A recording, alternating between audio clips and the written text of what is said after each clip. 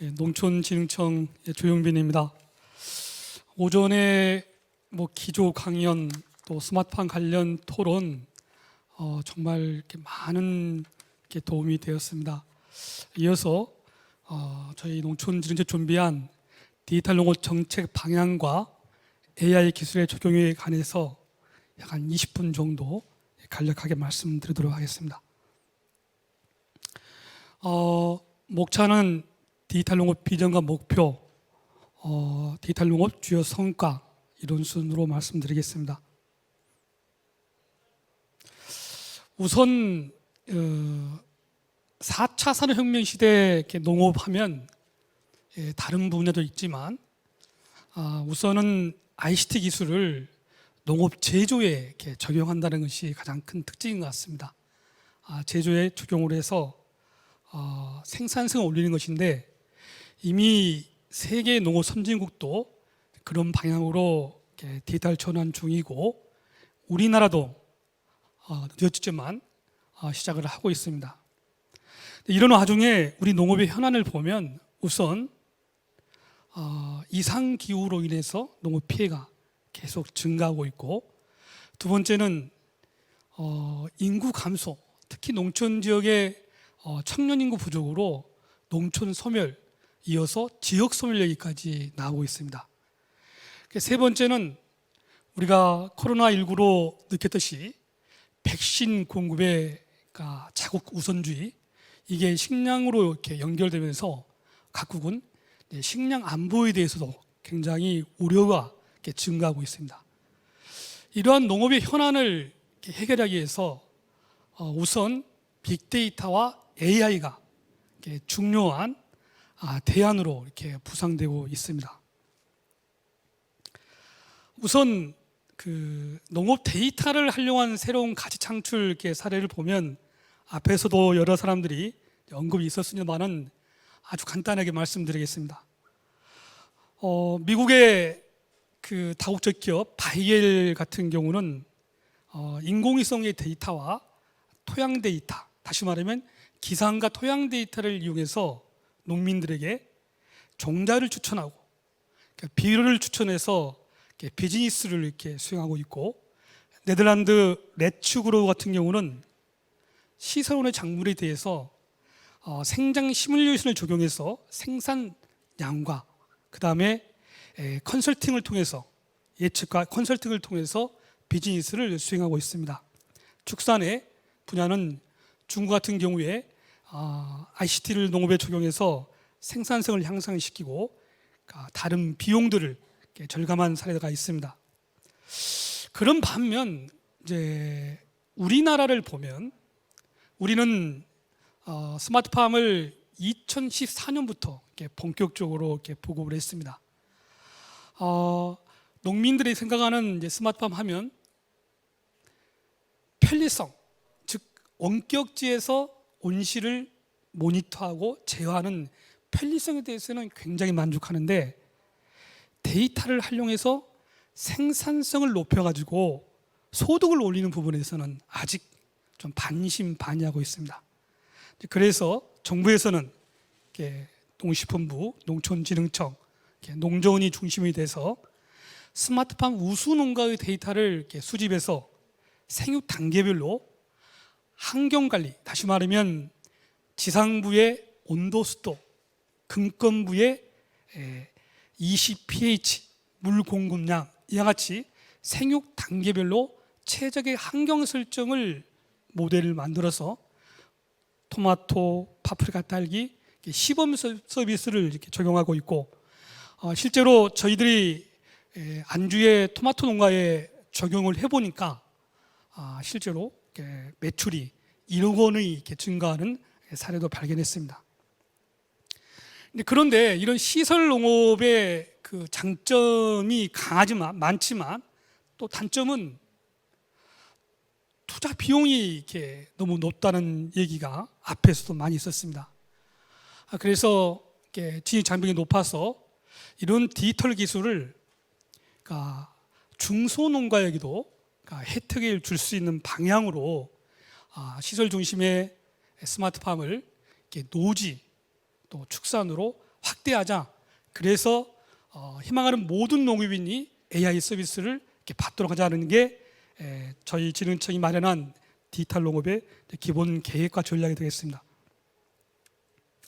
그래서 저희는 데이터 기반의 디지털 농업으로 지속 가능한 농업을 구현하자, 이런 이제 비전을 설정을 하고, 이것을 달성하기 위해서는 생산성을 올리고, 그 다음에 편리한 농업이고, 환경성을 개선해서 청년들이 농촌으로 유입이 되어야 또 이렇게 지속 가능하기 때문에, 그러한 또 목표를 정해서 이 목표를 달성하기 위해서는 세 개의 추진 전략을 세웠습니다.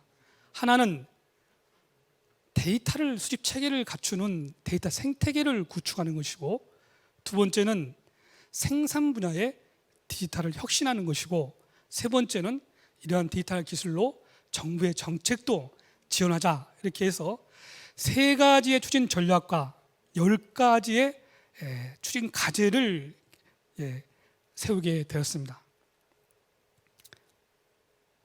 우선 데이터 생태계 구축의 첫 번째 데이터 수집 관리 부분입니다. 앞에서도 대부분이 생산 분야의 데이터 수집이 가장 어렵고 중요한데 그거 어떻게 할 거냐, 이 부분도 많은 게 뭐랄까요, 그 질문을 이렇게 던졌다 보여집니다. 저희 정부에서도 이 생산 분야의 데이터 수집이 가장 어렵지만 또 반드시 해야 된다고 생각하고 있습니다. 그래서 목표를 농업 현장, 그 다음에 연구실 데이터를 수집을 확대하고 표준화하고 품질 관리하는 것인데, 여기서 농업 데이터는 좀 이렇게 무생물과는 좀 다른 동식물의 이렇게 특징이 있습니다.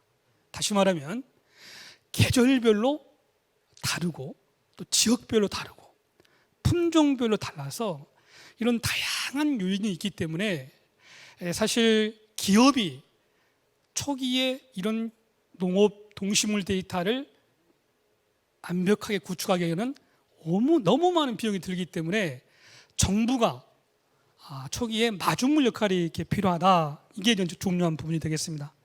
그래서 저희 청은 연구실에서 농업 현장까지 데이터 수집을 확대할 것입니다.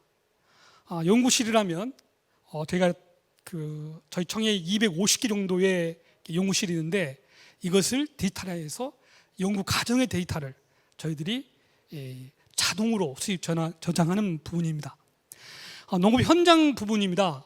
앞에 기조 강연에서 굉장히 인상 깊게 들었던 부분들이 센서 데이터와 이성 데이터를 결합을 해서 효율적으로 농민이 농사 짓는데 불편을 덜으면서도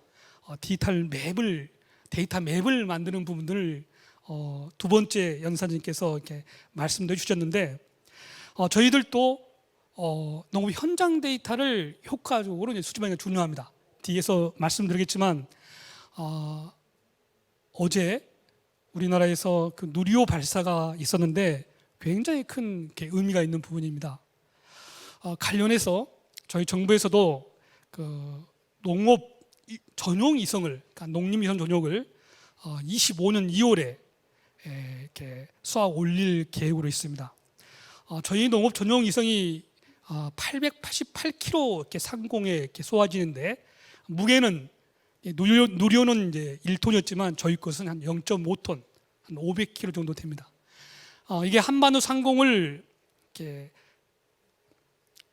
돌아가면서 3일에 한 번씩 우리 남한, 북한 같은 궤도 있는 작물의 주요 생육 상황을 이성 영상 데이터로 촬영이 돼서 저희들이 이제 받아볼 수 있도록 하는데, 이런 이성 데이터와 앞에서 말씀드렸던 센서 데이터, 그 다음에 드론이 촬영한 데이터들을 저희들이 이제 효과적으로 수집해서 활용 방안들을 이렇게 마련하는 게 가장 큰 숙제가 아닐 수 없습니다.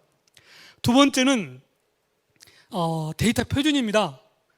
표준도 저희들이 잘 추진해야 되겠고, 가장 어려운 부분이 데이터가 늘어나면서 어떻게 하면 믿고 쓸 수 있을까? 그래서 품질 관리 부분인데, 이 품질 관리 부분을 데이터량이 늘어나고 디지털 농업을 한 농가가 늘어난다면 어떤 특정 업체가 어떤 중앙정부에서 전부 하기는 굉장히 어렵다 봅니다. 그래서 저희는 지역에 있는 데이터는 지역의 농업기술센터에서 거점을 가지고 지역 데이터의 1차적으로 품질 관리를 해줬으면 좋겠다. 그런 의미로 이제 저희들이 이렇게 품질 관리할 계획을 갖고 있다는 말씀드립니다. 두 번째는 데이터 생태계에서 이러한 데이터를 이용해서 AI 서비스를 하는 겁니다. 그러니까 생산성 향상, 생육 관리 모델 개발을 해서 그러니까 시설 중심에서 노주를 확산하는 부분이 되겠습니다. 저희 진흥청에서는 우선 이제 토마토, 그 다음에 파프리카, 딸기 관련해서 농사를 잘 짓는 선도 농가의 데이터를 수집을 해서 그것을 생육 총기, 초기, 중기, 말기, 생육 단계별로, 또 생육 중기 같은 경우는 계절별로 일사가 다르기 때문에 봄, 여름, 가을, 겨울 이렇게 나누어서 이제 지상부와 근권부에 최적의 환경 설정이 됐을 때 적정 생육이 도출되고 그것이 수량과 품질에 어떻게 된다, 이런 이제 데이터 모델을 이렇게 시범 서비스를 하고 있습니다. 두 번째는 이제 의사결정인데, 사실 정밀 농업을 통해서 생산성을 향상하기 전에 어쩌면 농민의 입장에서 보면 무엇을 심어야 돈이 되지? 이런 질문에 대한 답이 제일 중요합니다. 그래서 저희는 이제 작목 선택, 적지 추천 또는 출하 지원과 같은 농업인 의사결정 지원을 모델해서 이렇게 서비스를 할 계획입니다. 데이터 개방 공유 및 활용입니다. 이 부분은 저희가 만든 데이터를 이제 기업에 통해서 기업이 비즈니스 할 수 있도록 지원하는 의미인데, 우선은 저희가 어렵게 만든 이 생육 데이터도 저희가 제공하고 있고, 그 다음에 금년도에는 저희가 가기종 통보하고 AI 학습용 데이터를 약 한 360억 정도 이상이 됩니다. 농업 분야 저희 진흥청이 거의 다 참여를 해서 그 데이터를 수집하고 있는데, 그 데이터도 저희들이 끝까지 잘 관리하고 품질을 유지시켜서 기업에 제공토록 하겠습니다. 두 번째는 생산 분야의 데이터 혁신입니다. 저희는 이제 생산 분야의 데이터 혁신을 생산성과 그다음에 편의성이 있는데 작물마다 좀 특징을 이렇게 다르게 해서 구성을 했습니다. 우선 곡물에 있어서 벼는 드론을 이용해서 노동력을 절감하자.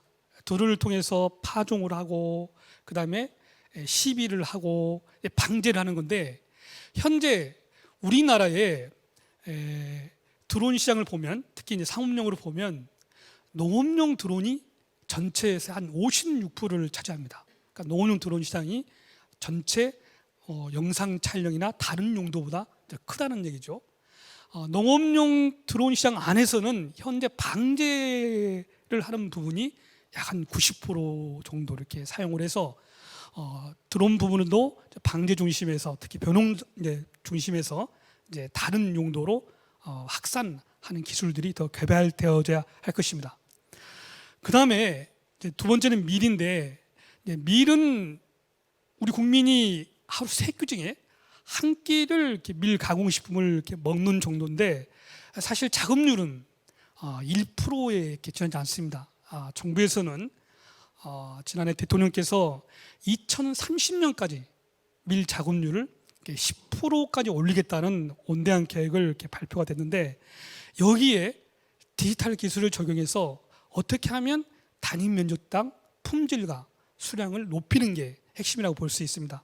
그래서 저희는 밀 소비 시장을 분석을 해서 예를 들어서 빵용 밀이냐, 아니면 면류용 밀이냐, 아니면 가공식품 박력분이냐, 이렇게 소비 시장도 뎁스를 깊게 들어가서 분석을 하고, 재배 시장에서는 빵용 품종이냐, 아니면 면류용 품종이냐, 아니면 가자용 품종이냐를 또 구분을 해서 품종을 선택을 할 때 지역의 기상과 토양을 이용해서 적지를 선택을 하고, 그 다음에 밀 같은 경우도 현재 밀을 생산을 잘하는 농가가 평균 농가보다 상위 20% 농가가 수량이 한 40% 정도가 높습니다. 그래서 현재 밀 수량이 높은 우선적으로는 그 농가가 어떻게 그 양분 관리를 하는지, 또는 또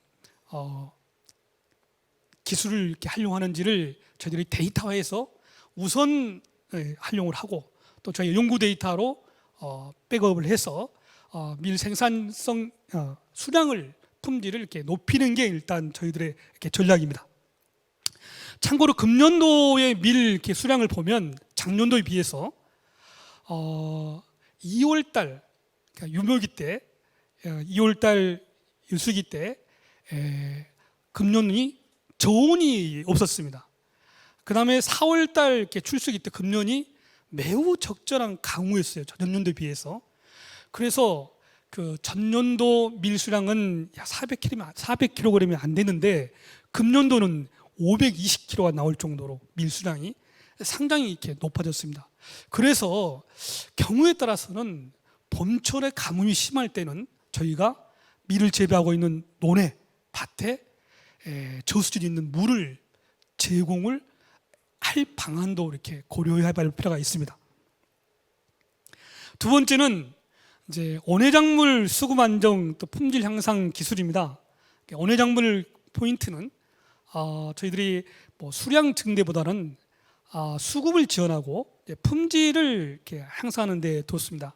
이제 배추 같은 경우는 뭐 고온 또는 잦은 강우 때문에 안정적인 생산이 어려워서 늘 이렇게 가격 폭락이 심한데, 만약에 디지털 기술을 이용해서 좀 고온도 피할 수 있고 또 가뭄이 와도 물을 공급할 수 있다면 좀 안정적인 생산할 수 있다는 부분이고, 특히 배추에 저희 청은 이송과 드론을 이용해서 먼저 고령지의 배출 면적을 조기에 파악을 하고 작황을 예측을 해서 수급 정책을 지원할 것이고요.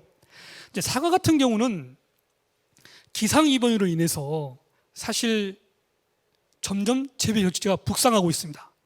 그래서 강원도 같은 경우에도 현재 사과가 1000헥타 이상이 보급이 됐습니다. 그래서 기후 변화로 인해서 저희는 이렇게 남부 지역에서는 아열대 작물, 신소도 작물을 재배를 준비해야 될 필요가 있습니다. 축산 같은 경우는 이제 개체별로 발정, 수정 적기, 분만 시기를 예측해서 생산성을 올리고, 저희 청에서는 최근 로봇 착유기를 이렇게 개발을 해서 농업인들의 편리성 증대를 도모하고 있습니다. 세 번째입니다. 정책을 지원하는 부분인데, 이 부분은 앞에서 한 부분과 중복이 되기 때문에 생략하도록 하겠습니다.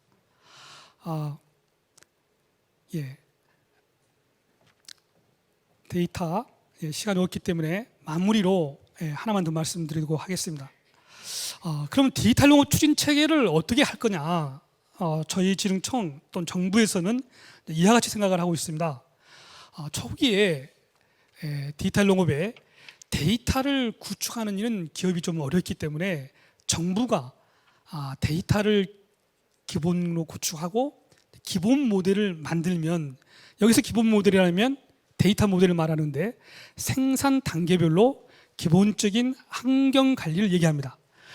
그럼 산업체는 이러한 데이터와 데이터 기본 모델을 기술을 좀 받아서 특화 모델, 다시 말하면 병해충이 발생하면 병해충을 해결하도록 AI 모델을 돌리고, 생육이 이상하면 생육이 이상한 AI 모델을 돌려서 문제를 해결하고, 이걸 비즈니스 한다는 얘기입니다.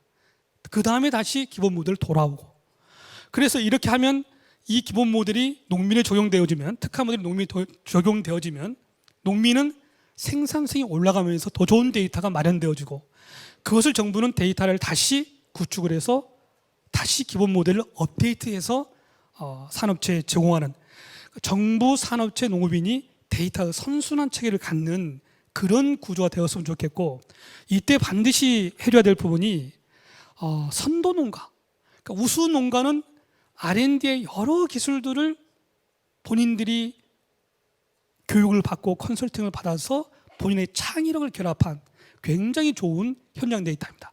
이런 농가들에게 우리가 좀 인센티브를 주는, 데이터에 인센티브를 주는 방안도 반드시 이렇게 마련될 과제라고 봅니다.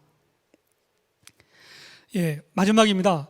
이러한 디지털 전환 추진 전략을 통해서 저희는 농업인들에게는 경험에 의한 농업에서 이제는 데이터 기반 농업으로 생산성을 올리고 편의성을 도모할 수 있는 것이고, 소비자는 디지털 기술로 인해서 안심 구매를 지원을 받을 수가 있고, 또 기업은 생산, 유통, 소비 데이터를 연결을 해서 기술 혁신을 촉발할 수 있을 거로 이렇게 봅니다. 지금까지 저희가 마련한 농업 분야 디지털 기본 전략을 말씀드렸습니다. 경청해 주셔서 감사합니다.